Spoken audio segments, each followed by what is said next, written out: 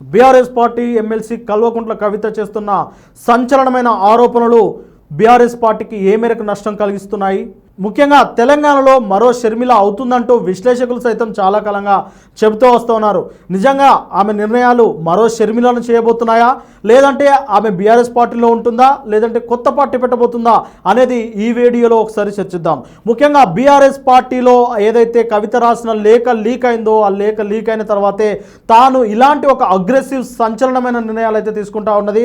ముఖ్యంగా జాగృతి వేదికగానే తన పోరాటాన్ని చేస్తా అంటూ పలుమార్లు ప్రకటించి జాగృతి వేదికగానే తను కొన్ని నిరసనలు ధర్నాలు కూడా చేపట్టిన సందర్భాలు అయితే చూస్తూ ఉన్నాము. ముఖ్యంగా ఏదైతే కాళేశ్వరం కమిషన్ నేపథ్యంలో కేసీఆర్ని పిలిచినప్పుడు బీఆర్ఎస్ పార్టీ ఇంతవరకు ఎలాంటి చర్యలు చేయలేదని చెప్పేసి తన జాగృతి వేదికగానే తను ధర్నాలు అయితే చేసింది, నిరసన కార్యక్రమం తెలియజేసింది. ఆ తర్వాత జరుగుతున్న పరిణామాలన్నింటినీ తన జాగృతి వేదికగానే తను పోరాటం చేస్తూ ఉన్నది. ముఖ్యంగా బీఆర్ఎస్ పార్టీలోనే ఉంటా, బీఆర్ఎస్ పార్టీ తన ఇంటి పార్టీ అంటూ, బీఆర్ఎస్ పార్టీ అధినేత కేసీఆర్ తన దేవుడు, తన నాయకుడు అంటూనే బీఆర్ఎస్ పార్టీ కార్యక్రమాల నుంచి దూరం జరిగి జాగృతి వేదికగా తన కార్యక్రమాలను అయితే ముందుకు సాగిస్తూ ఉన్నది. అయితే తాను చేస్తున్న ఏ పనులకు కూడా బీఆర్ఎస్ నాయకులు కానీ, బీఆర్ఎస్ ఎమ్మెల్యేలు కానీ, బీఆర్ఎస్ శ్రేణులు కానీ ఎవరు కూడా మద్దతు ఇయ్యకపోవడం కూడా ఇక్కడ అందరూ గమనించాల్సిన విషయం. ఇక్కడే విశ్లేషకులు అయితే ఒక విషయాన్ని చాలా వివరంగా చెప్తా ఉన్నారు. ముఖ్యంగా బీఆర్ఎస్ పార్టీకి కవితకు ఎప్పటి నుంచో బీటులు అయితే వారిపోయాయి. ఇక బీఆర్ఎస్ పార్టీలో ఏదో అనఫిషియల్గా మాత్రమే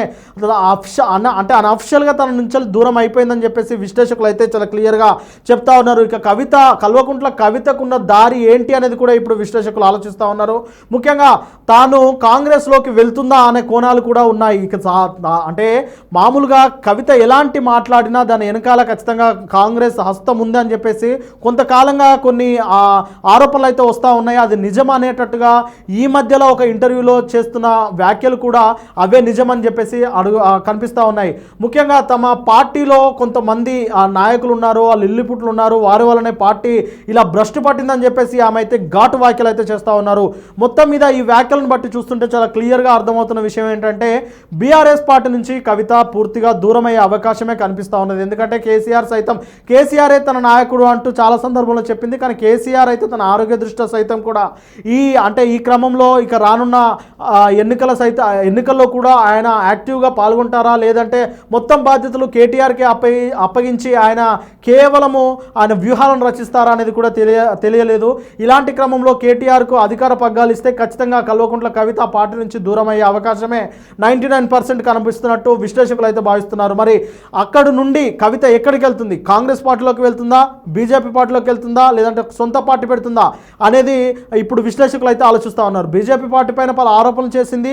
ఇక తనను ఏదైతే లిక్కర్ స్కామ్ కేసులో ఢిల్లీ లిక్కర్ స్కామ్ కేసులో తనను జైల్లో వేసింది బీజేపీ ప్రభుత్వమైన తను నమ్ముతుంది. కాబట్టి బీజేపీ ఆ పార్టీలోకి వెళ్ళే అవకాశం అయితే కనిపించడం లేదు. తర్వాత కాంగ్రెస్ పార్టీలోకి వెళ్తుందా అంటే ఖచ్చితంగా కాంగ్రెస్ పార్టీలోకి వెళ్ళే అవకాశం కూడా ఉన్నట్లయితే ఆ 50% ఛాన్స్ ఉన్నదని చెప్పేసి విశ్లేషకులు అయితే భావిస్తున్నారు. అయితే దీనిపైన సీఎం రేవంత్ రెడ్డి సైతం పలు సందర్భాల్లో మాట్లాడారు. కవితకు కాంగ్రెస్ పార్టీకి ఎలాంటి సంబంధం లేదు, ఒకవేళ తాను ఉన్నంత వరకు అయితే కవిత లాంటి వ్యక్తులు కాంగ్రెస్ పార్టీలోకి ఆహ్వానించారంటూ ఆయన ఇండైరెక్ట్గా మాట్లాడినప్పటికీ తన వెనకాల రేవంత్ రెడ్డి హస్తం ఉన్నది, కాంగ్రెస్ పార్టీ హస్తం ఉన్నదని చెప్పేసి కూడా పలు ఆరోపణలు అయితే ఉన్నాయి.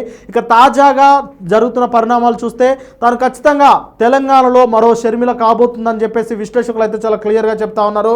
ఈ మేరకు ఏదైతే షర్మిల ఉన్నప్పుడు మనం చాలా క్లియర్గా చూసుకుంటే వైఎస్ఆర్సీపీ పార్టీ అంటే కాంగ్రెస్ పార్టీలో వాళ్ళ తండ్రి ఉన్నప్పుడు అంతా ఒక కుటుంబంలా కలిసి ఉన్నారు. కానీ వైఎస్ఆర్ ఎప్పుడైతే మరణించారో ఆ తర్వాత కాంగ్రెస్ పార్టీ నుంచి విడిపోయి వైఎస్ఆర్సీపీ అనే ఒక పార్టీని నిర్మించి జగన్ అయితే దాన్ని ముందుకు తీసుకెళ్తా ఉన్నారు. ఆ క్రమంలోనే షర్మిల సైతం ఎంతో కొంత పార్టీకి సపోర్ట్ చేసి ఆ తర్వాత అక్కడ ఆదరణ లభించలేదని చెప్పేసి బయటకు వచ్చి తెలంగాణలో పార్టీ పెట్టి మళ్ళీ వెనక్కి వెళ్ళి కాంగ్రెస్ అధ్యక్షురాలుగా ఉండి అన్నను సైతం ఎదిరిస్తూ ఆ అన్నకే తాను ఒక వ్యతిరేకంగా మాట్లాడుతూ అన్నను సైతం గద్దె దించేయడానికైతే తను విశ్వ ప్రయత్నాలు చేసినట్టయితే ఆమెనే పలు సందర్భాల్లో చెప్పింది. ఇక ముఖ్యంగా జగన్ అంత ఘోరం ఓటమి పాలవడానికి కారణము వైఎస్ షర్మిల అంటూ తనకు తానే ఎన్నోసార్లు చెప్పుకున్న సందర్భం కూడా మనం చూసాం. ఇదే క్రమంలో ఇక్కడ తెలంగాణలో కూడా మరి అదే పరిణామ క్రమం జరగబోతుంది అనేది కూడా చాలా క్లియర్గా విశ్లేషకులు అయితే ఆలోచన చేస్తూ ఉన్నారు. ఇక కేటీఆర్కి ఎప్పుడైతే పగ్గాలు ఇస్తారో చేస్తారో ఖచ్చితంగా కల్వకుంట్ల కవిత అయితే బీఆర్ఎస్ పార్టీలో ఉండకుండా తాను ఒక సొంత పార్టీ పెడుతుందా